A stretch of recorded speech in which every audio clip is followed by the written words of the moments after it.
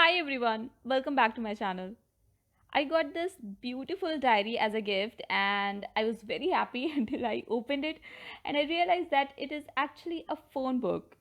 Like, who uses phone book these days? But I really like this cover, so I decided to make it my reading journal.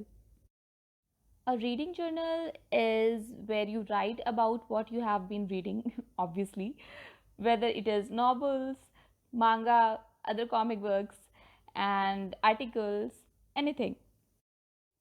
Some people also set some reading goals in their reading journal, like a list of the books that they want to read in future. Some people write about the number of books that they want to read within a year. I personally don't have such goals.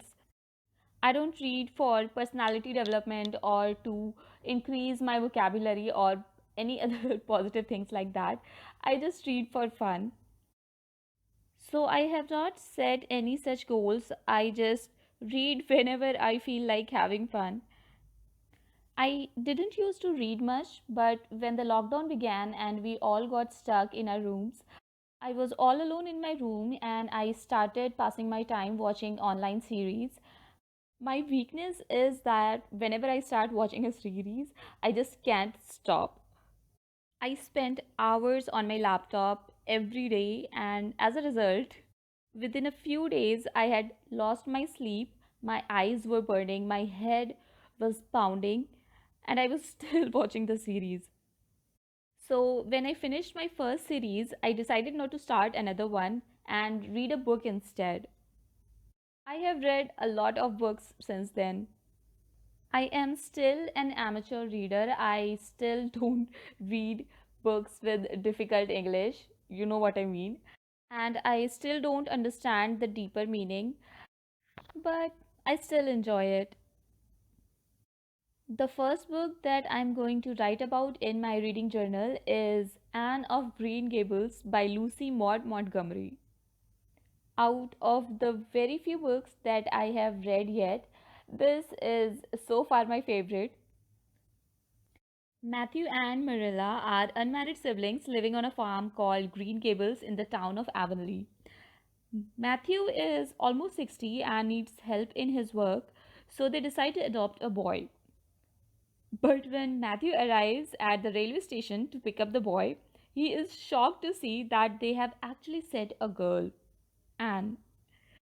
Anne tells him how grateful she is to be adopted by them. Matthew is an introvert and a very shy person, especially around women. He couldn't gather up the heart to tell Anne that it was all a mistake and they can't keep her.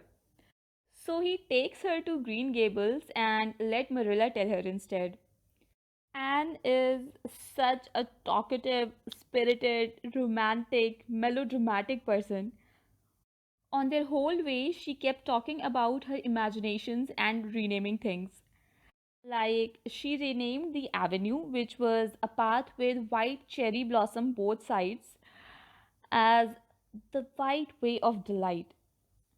And she renames the Barry's Pond as the lake of shining waters. She really has a way with words.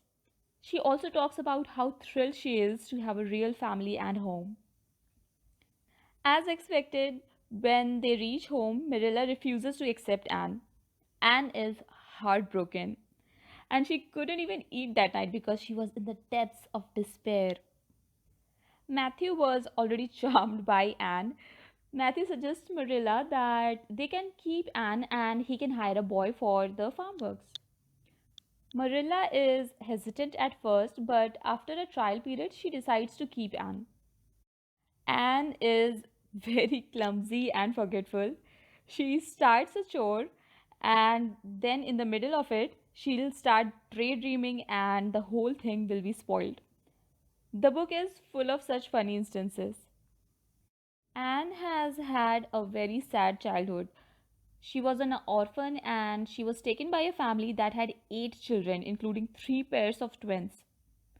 She was overworked and abused. Since there was nothing beautiful in her real life, she took shelter in the world of her imagination. She even had imaginary friends. But now she got real ones too. Marilla introduces Anne to Diana Barry, a sweet neighbor around Anne's age, and they solemnly swear to be faithful to each other for as long as the sun and the moon shall endure. I remember one conversation between them. Anne says, I was thinking about the loveliest story about you and me, Diana. I thought you were desperately ill with smallpox and everybody deserted you. But I went boldly to your bedside and nursed you back to life. Then I took the smallpox and died, and I was buried under those poplar trees under the graveyard, and you planted a rose bush by my grave and watered it with your tears. And you never, never forgot the friend of your youth who sacrificed her life for you. I read it and I was like, oh my god, girl, you're something else. I won't spoil the book for you any further. I absolutely loved this book. I think it was very beautiful and funny. Our protagonist, Anne, is so interesting and such a drama queen. Marilla is grade A savage but is also very kind and loving. Matthew is such a darling. He looks out for Anne like a real father and inspires her to be the best. I also like how our protagonist is not very beautiful. She has a very freckled face with big mouth and has red hair.